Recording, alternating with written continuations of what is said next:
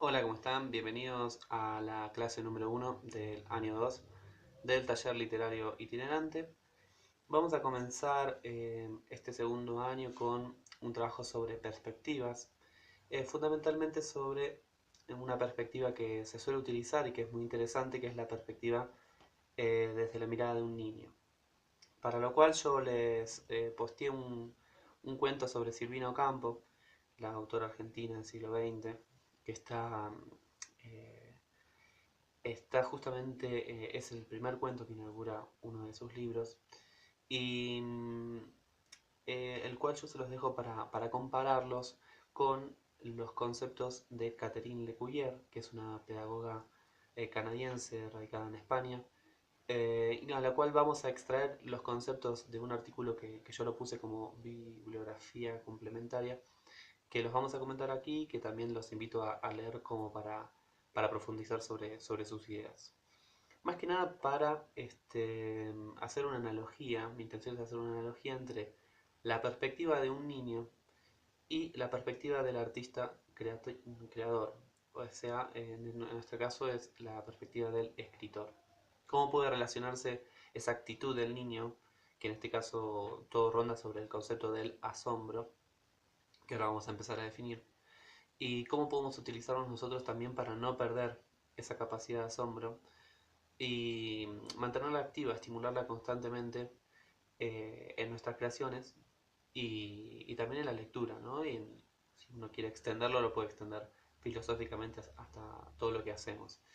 Pero acá más que nada es para relacionar los dos textos, hacer una profundización sobre la perspectiva de los niños a la hora de escribir, que Silvino Campo muy bien lleva adelante en varios de sus cuentos. Nosotros tenemos Cielo de Claraboyas, pero también está, por ejemplo, Manouche o Cornelia frente al espejo. Bueno, hay un montón de sus cuentos que si ustedes han conocido, seguramente lo van a poder relacionar. Y si no, bueno, están invitados a leer a Silvina y buscar en sus textos todos los trabajos que hace sobre la primera persona infantil.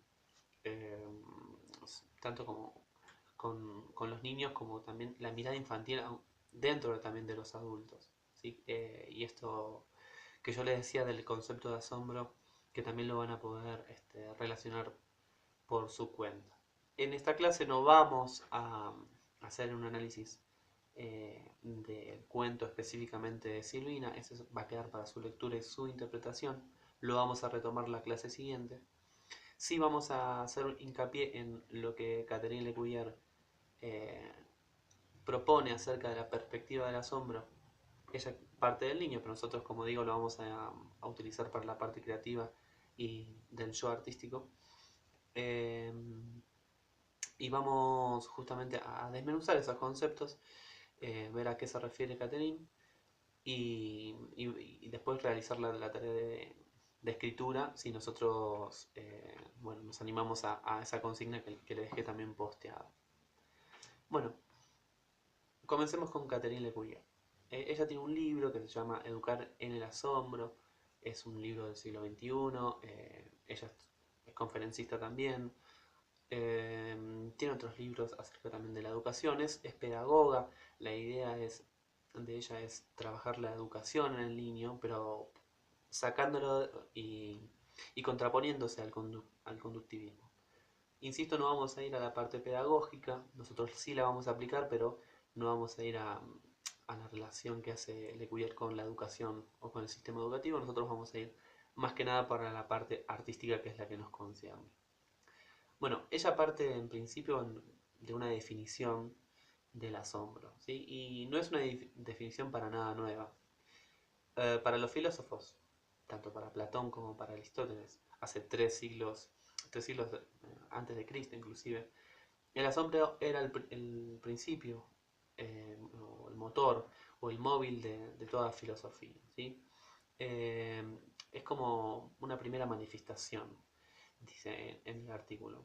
Y después menciona a Tomás de Aquino, dice que el asombro es como el deseo de conocer. Y también cita a Francis Bacon, que es un ensayista es muy conocido también, como la semilla del conocimiento. Y más que la parte filosófica, hacen dos citas de Chesterton que son muy muy lindas, Una voy a citarla directamente, dice, eh, Chesterton hablaba que el asombro era como un motor, ¿no? Y decía, esta facultad elemental de asombro no es, sin embargo, un hábito fantástico creado por los cuentos de hadas, sino al contrario, de ella parte la llama que ilumina los cuentos de hadas, ¿sí? Es decir, es una idea como de preconcebida, la del asombro, y es un motor que estaría anterior a todo eso. Voy a citar directamente un pasaje del artículo de Lecuyer que es más que claro para que ustedes tengan una idea completa del concepto de asombro, ¿no? Del cual parte. Dice, la idea de asombro no es solo tan antigua como la filosofía griega, sino que se trata de un fenómeno universal bien conocido por cualquier padre. ¿Por qué no llueve hacia arriba? ¿Por qué la luna es redonda y no cuadrada? Cuando los niños hacen estas preguntas puede ser que no estén buscando o pidiendo una explicación. Puede ser más bien que estén asombrándose ante la realidad. Se asombran porque llueve hacia abajo y porque la luna es redonda. Cuando los niños hacen estas preguntas, están filosofando y se sorprenden ante el mero hecho de comprobar que las cosas son. Es decir, no solo el asombro frente a aquello que es desconocido, sino tan solo porque las cosas son. Hay una cita de Chesterton que yo también le coloqué en el resumen, que, de la cual también parte Lecuyer, que quiero que la leamos, también que es muy clara, dice, va esta idea, dice, cuando muy niños no necesitamos cuentos de hadas, dice Chesterton, sino simplemente cuentos. La vida es de por sí bastante interesante.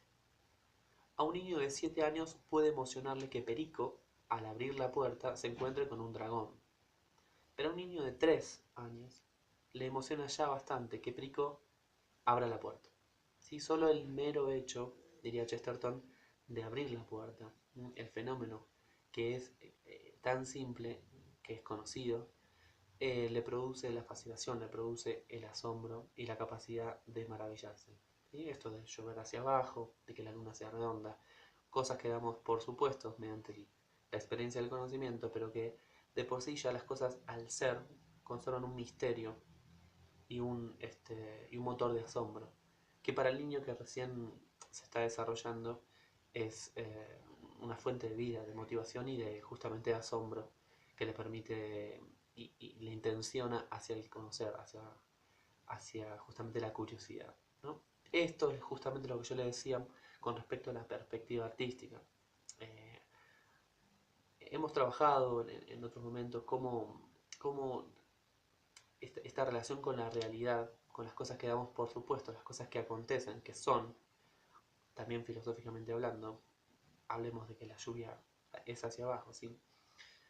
Que eso, detrás de todo eso siempre hay un misterio que la ciencia y distintas disciplinas intentan explicar, pero que el artista suele hacer un hincapié y según cómo interpreta la realidad tal cual es y tal cual la coloca en sus textos o en sus pinturas o en cualquier tipo artístico, eh, en esa interpretación se descubren nuevas cosas y el motor que siempre prevalece es el motor de la curiosidad y de ese misterio de que está detrás de las cosas, que las cosas sean tal cual son. Nosotros tenemos el cuento de Silvina Campo, que es desde la perspectiva de una niña, ¿no? Que a través de una rutina, que es visitar a una tía, ella ve por el cielo de claraboyas a la familia que vive encima y tiene como como, como esa fascinación mediante a lo que ocurre allí arriba. Y las cosas que suceden y que también que ella transforma a través de su perspectiva y lo que imagina, lo que reconstruye a partir de eso. ¿No? De eso.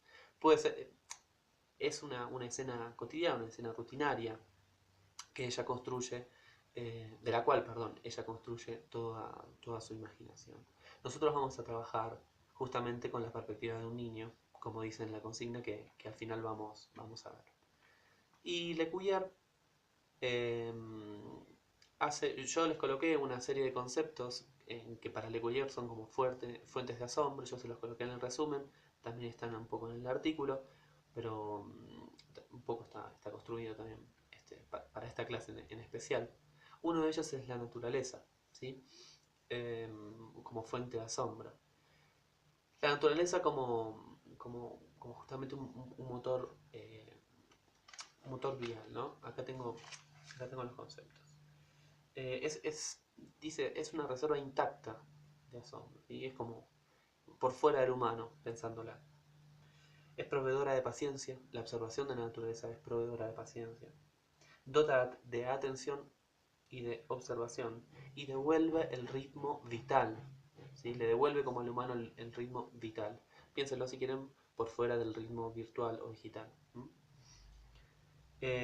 Aquello que sería como el tiempo real, en oposición al tiempo virtual, si quieren. Luego está el silencio, y también por supuesto su antagonista que es el ruido. Y ahí cita a Martin Heidegger, ¿no? Dice que frente a la idea que hay en lo contemporáneo de que el silencio es aburrido, inclusive es algo interesante, ¿no? El silencio es antisocial. Y como estar en silencio sería como antisocial. Y sin embargo el silencio es lo que para Martin Heidegger diría eh, es un principio para donde uno en ese silencio interioriza en sus pensamientos y permite la capacidad de desarrollar. Aquí en el apunte también figura el misterio como otro de los motores, como otra de las fuentes. Es un vehículo para intuir y profundizar sobre lo desconocido, ¿sí? Sin necesidad de pensar que todo es aprensible, frente a la idea de la ciencia y del conductivismo que todo es analizable, desmenuzable y también uno lo puede tomar, ¿no? Esto que decíamos, aquello que ya se tomó, que ya es conocido, es como que si ya la ciencia lo descarta y pasa al nuevo. Y sin embargo en cada cosa, ¿sí? Se mantiene su belleza, diría Le Cuyer, a partir de lo que decían los filósofos griegos. Cada cosa por ser ya conserva bondad, virtud, belleza. Fíjense los principios más antiguos de los que estamos, filosóficamente hablando, ¿no? De los que estamos trabajando.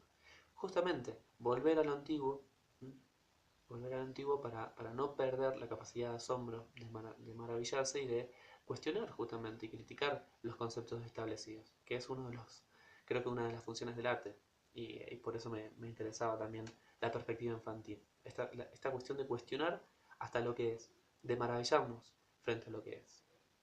La belleza tiene que ver con esto que le decía de la bondad, y el deseo, porque justamente una de las cosas de los males contemporáneos que analiza Le Cuyer es justamente la pérdida de deseo frente al confort y al consumismo, justamente la idea de confort que contiene el consumo en las sociedades contemporáneas, por lo menos las occidentales, se, se pierde el deseo, ¿sí? Ese deseo, porque las cosas se obtienen, entonces se obtienen con cierta facilidad, cosas que antes se necesitaba más tiempo, se necesitaba más, sí, justamente, más tiempo, y esa pérdida como de deseo mata la curiosidad y bloquea, en todo caso, el deseo y el asombro. Y hay algo interesante que tiene que ver, hacia el final, el tema de la rutina, que yo lo coloqué también como una de las ideas de la consigna de escritura. Catherine Lecuyer habla sobre las rutinas y dice que tiene dos caras la rutina. Una de ellas es la sin sentido, la rutina vaga, vulgar, de la repetición, de lo automático, de lo que uno generalmente piensa al mencionar la rutina, que es algo malo, ¿no? Algo aburrido, algo... Sin embargo, ella dice que para el niño las rutinas son muy importantes, sí tienen un sentido. Si tienen un fin último, un sentido, estas rutinas se convierten en rituales necesarios, rituales donde uno descansa. También piénsenlo en los adultos, los rituales cotidianos que uno tiene y el sentido que hay detrás de ellos. Y también, justamente, en esos rituales uno puede desarrollar la capacidad de asombro, ¿sí? Yo en la consigna de escritura lo coloqué. se las voy a leer para que ustedes la vean conmigo y ya se pongan a trabajar si les motiva y profundizar sobre, como les decía, sobre el artículo de Le Guyer, que es interesante. Es justamente una actividad que es desde la perspectiva de un niño. Yo puse el género como un diario íntimo. Está en primera persona y debemos narrar una rutina, un ritual que le ocurre al niño, pero que nunca deja de sorprenderlo. Mantiene su misterio y produce un constante asombro en este narrador infantil. ¿Cuál es ese ritual? Similar a lo que le ocurre en el cuento de Silvino Campo, que es una visita mensual que hace el niño, que lo llevan al niño. En verdad, perdón, es una inversión. Recibe la visita de un tío o de una tía misteriosa en su propia casa. Es una visita mensual, una vez por mes. El relato va a ser en forma de diario íntimo, ¿sí? Como les decía anteriormente. Y algo puede ocurrir, sugerí como un posible desenlace, un posible conflicto más que nada, que algo puede ocurrir en una última visita. Pero si ocurre esta eventualidad, no debe explicar nada, no debe ser algo aprehensible necesariamente, sino que justamente puede alimentar más el misterio del narrador infantil. Esto de que, si bien se puede resolver algo desconocido, y convertirse en algo, en develarse, en ser algo conocido, eso puede en el niño, en realidad, convertirlo en un misterio más importante. No necesariamente resuelve las cosas. Porque el niño, así como el artista, justamente intenta mantener la llama de la curiosidad y del asombrarse frente a las cosas. También piénsenlo, esta no fue una lectura social, pero es una de las críticas que se hacen en la sociedad contemporánea con respecto a la pérdida de sorpresa y asombro frente eh, a las problemáticas sociales, ¿no? Ustedes también pueden, por supuesto, tomarlo de esa manera. No fue encarado de ahí, pero se traslada a cualquiera de estos conceptos. Bueno, arrancamos el año 2, así que gracias por estar de nuevo por acá.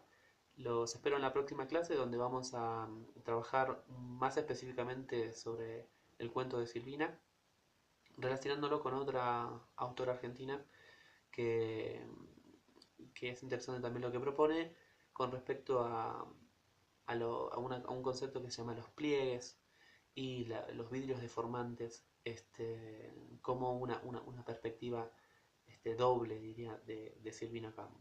Pero eso lo vamos a ver para la próxima. Bueno, mucha suerte en la consigna y nos vemos la próxima. Chao, chao.